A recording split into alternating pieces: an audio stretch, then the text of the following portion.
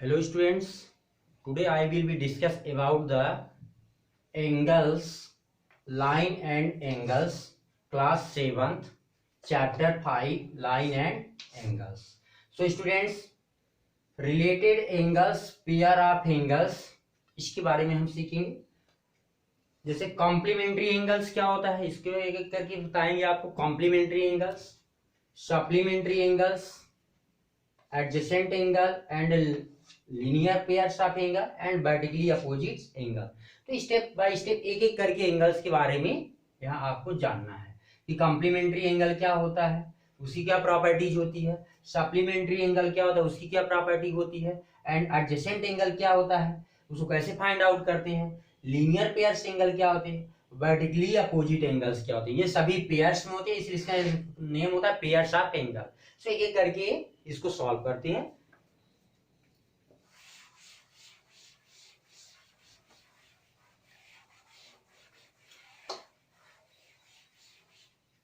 तो इसमें स्टार्ट करते हैं। सबसे पहले एडजेसेंट एंगल आपको बता दें। एडजेसेंट एंगल क्या होता है? Adjacent angle, adjacent angle means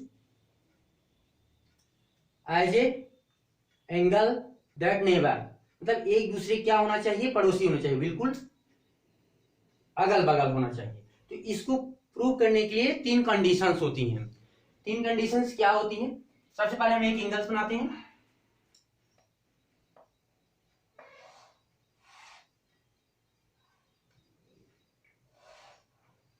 ये हमने दे दिया ओ, क्योंकि यहां पेयर ऑफ एंगल्स है। ओ, ये हमने इसको ले लिया ए, इसको ले लिया बी, इसको ले लिया सी। यहां पे आप देख रहे हैं कितने एंगल्स बन रहे हैं, एंगल 1, एंगल 2 और ये इसको कह सकते हैं एंगल 3। इस तरह से यहाँ पे 3 एंगल बन रहे हैं। अब इसके लिए ये एडजेसेंट एंगल, इसके लिए क्या होती है, तीन कंडीशन होती है। पहली क्या कंडीशन होती है, नंबर 1, फर्स्ट कंडीशन होती है आपकी अ कॉमन रे, कॉमन वर्टेक्स होना चाहिए। A common vertex, first condition क्या होनी चाहिए, कॉमन वर्टेक्स होना चाहिए। सेकेंड आपकी क्या कंडीशन होती है, अ कॉमन रे, अ कॉमन रे या common arms, a common arms. और जो थर्ड है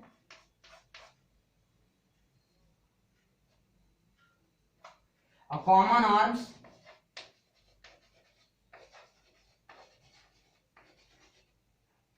a common arms not lie opposites non-common arm, non-common arms।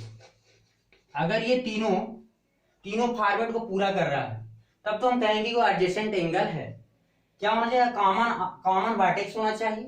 दूसरा क्या है, कॉमन आर्म्स होना चाहिए दोनों के बीच में। तीसरा क्या है, common arms not lie opposite non common arms. जो कॉमन आर्म है वो क्या होना चाहिए, opposite the non common arm, ये नहीं होनी चाहिए। तो स्टार्ट करते इसमें, यहां पर देखें कितने एंगल्स बन गए। पहला एंगल्स है, फर्स्ट एंगल यहां पर क्या बना हुआ है, ओ बी सी। इसको हम लिख सकते हैं एंगल बी ओ सी या सी ओ बी, सी ओ बी, ये हो गया। दूसरा एंगल क्या हो जाएगा इसका, एंगल ए ओ बी। और तीसरा जो एंगल आपका बन रहा है वो बन रहा है ए ओ सी, एंगल ए ओ सी। अब एक एक करके चेक करते हैं कि एंगल 1 का एडजेसेंट एंगल क्या होगा, 2 या एंगल 3। तो यहां पे सबसे पहले देखिए आप, इसमें कॉमन वर्टेक्स क्या है, यहां लिख लेते हैं तो कॉमन वर्टेक्स क्या हो जाएगी, इसका वर्टेक्स क्या हो जाए, ये वर्टेक्स इसका हो गया ओ। आर्म क्या हो जाएंगे इसमें, आर्म इसका हो जाएंगे ओबी और ओसी, ओबी और ओसी इसकी आर्म हो गई। अब हम दूसरा एंगल क्या लिए हैं, एओबी, एओबी इसका वर्टेक्स क्या हो जाएगा, कॉमन वर्टेक्स क्या हो जाएगा, कॉमन वर्टेक्स हो जाएगा ओ। इसकी जो साइड है आर्म्स क्या है, ओए और ओबी, ओए एंड ओबी। अब एक एक करके यहाँ तीनों जो कंडीशन दी है उसको हम चेक करेंगे।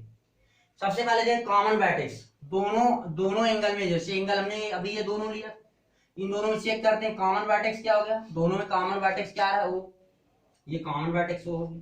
दूसरा क्या है, साइड क्या होना चाहिए, कॉमन आर्म होना चाहिए, कॉमन आर्म। इन देखो यहाँ भी दो आर्म है, इन दोनों आर्म में क्या कॉमन है, तो ऑब्वियसली आप देख रहे हैं यहाँ पे ओबी जो है कॉमन आर्म, ओबी ओबी दोनों में, ये दो तो फिल हो गई। तीसरी क्या है, अब कॉमन आर्म जो नॉट मतलब common arm not lie opposite non common arms, तो इट मीन्स, सॉरी है उल्टा लिख दिया है, इसका हो जाएगा नॉन कॉमन, और non common are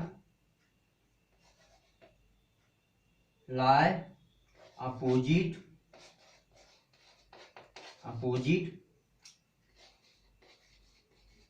common arms. So student इसका हो जाएगा आपका।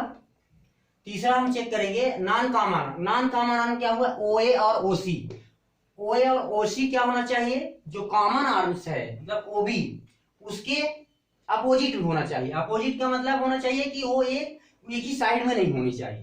तो यहाँ चेक करते हैं, जो ओए है और ओसी इस कॉमन है, कॉमन आर्म क्या है ओबी, उसके अपोजिट होना चाहिए। तो यहाँ आप देख रहे हैं जो ओए है, ओए जो है तो ओबी के इस साइड है और ओसी जो है दूसरे साइड है। तो यहाँ पे हम कहेंगे non common arms lie opposites of the common arms. So student यहाँ पे तीनों फुलफिल हो रही है, जो ओए आपके जो ओए और ओसी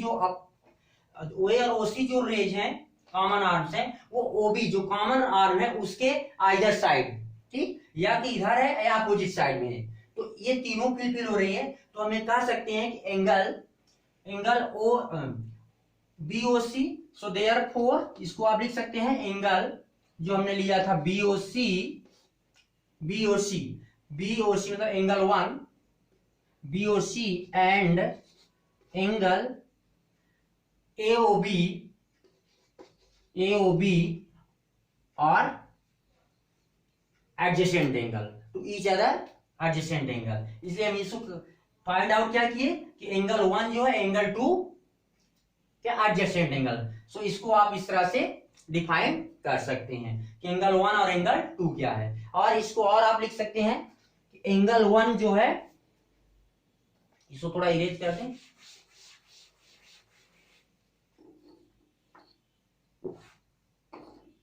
इसको देखो यहाँ एंगल 1 और 2 क्या है, एंगल 3 के बीच में है। इसको हम ऐसे भी लिख सकते हैं angle 1 plus angle 2 equal to angle 3, क्योंकि इसको आगे आने वाले एंगल्स में काम आएगा। जो एंगल 1 और 2 का जो होगा सॉल्व, वो एंगल 3 के इक्वल होगा, क्योंकि एंगल 3 के ही इसमें बीच में मर्ज किया गया है, एंगल 1 और 2। So angle 1 plus angle 2 equal to किसके होगा, angle 3। It means BOC plus AOB equal to आपका हो जाएगा एओसी।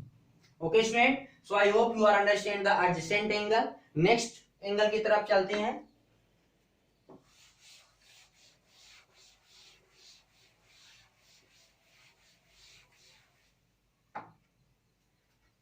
नेक्स्ट एंगल आपका है linear pair angle, linear pairs of angle.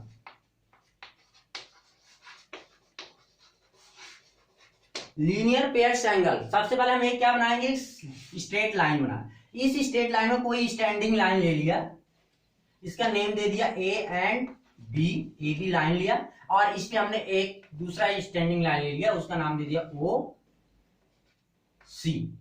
तो आप अब यहाँ देख रहे हैं कि स्ट्रेट लाइन में कितने एंगल बन रहे हैं, यहाँ पे 2 बन रहे हैं, एंगल 1 एंड एंगल 2। तो जो भी एक स्ट्रेट लाइन पे बनने वाले एक ही साइड में जितने भी एंगल होते हैं उनका सभी का सम क्या होता है, 180 डिग्री।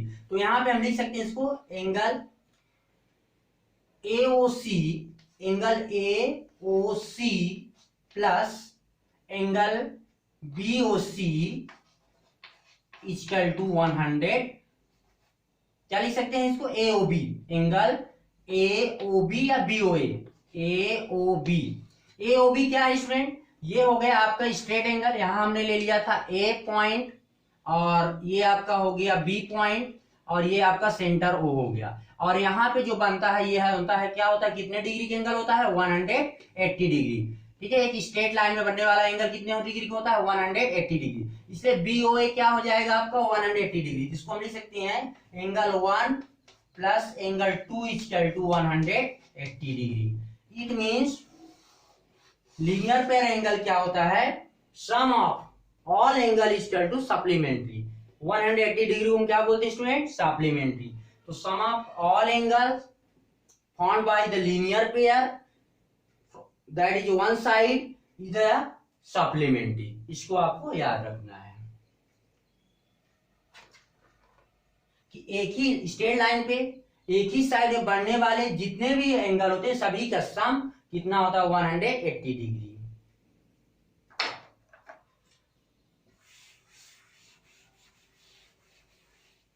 दूसरा एक एग्जांपल लेते हैं इसी का। जैसे मान लीजिए आपके पास एक स्ट्रेट लाइन है, इस स्ट्रेट लाइन पे हम यहाँ पे 1 2 ऐसे हमने एक एंगल ड्रा किया, इस तरह का आपका एक शेप है। और हमने इसको देखो, आप इसमें कितने एंगल दिख रहे हैं आपको, ये एंगल 1 हो गया, ये एंगल 2 हो गया और ये एंगल 3 हो गया।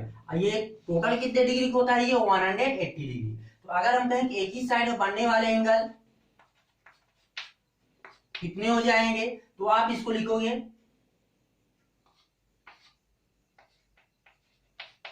इसको ऐसे लिखे AOD, angle AOD plus angle DOC plus COB या BOC इक्वल टू 180 डिग्री। क्योंकि एक ही स्ट्रेट लाइन पे एक ही तरफ बनने वाले सभी एंगल का जो सम होता है वो 180 डिग्री होता है, means 100 supplementary.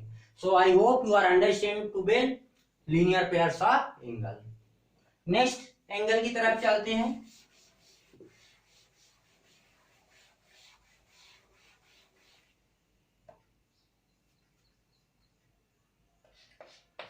Vertically opposite angle,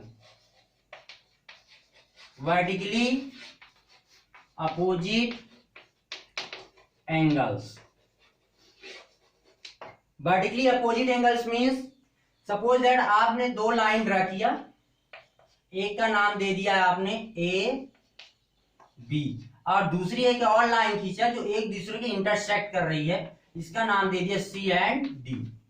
दोनों एक दूसरे को ओ पॉइंट पे कट कर रहे हैं। तो यहाँ पे जो एंगल फॉर्म होता है, एंगल कितने फॉर्म होना, 1 2 3 एंड 4, ये क्या होते हैं, वर्टिकली अपोजिट होते हैं। इट मींस एंगल 1 जो होगा एंगल 3 के इक्वल होगा, एंगल 3, ये वर्टिकली अपोजिट एंगल होते हैं, vertically opposite angle, vertically opposite angles are equal. इसी तरह एंगल जो 2 है वो किसके इक्वल होगा, एंगल 4 का होगा। Same as it is when two rays or two lines cross to each other at the one point they form as the vertically opposite angle. So student ये एक छोटा सा था वर्टिकली अपोजिट एंगल। अब next चलते हैं। ध्यान रखना वर्टिकली अपोजिट एंगल जब भी कट करते हैं तो आपस में एक दूसरे क्या होते हैं, इक्वल होते हैं। जितने डिग्री के एंगल होगा उतने डिग्री का ये भी होगा। अगर 1 60 डिग्री का है तो 3 भी एंगल 3 भी 60 डिग्री का होगा। एंगल 2 80 डिग्री का है तो ये भी 4 भी एंगल 80 डिग्री का ही होगा। इसलिए vertically opposite angles are equal होते हैं। नेक्स्ट चलते हैं। नेक्स्ट एंगल्स आपका है supplementary angle. Supplementary angle, supplementary angles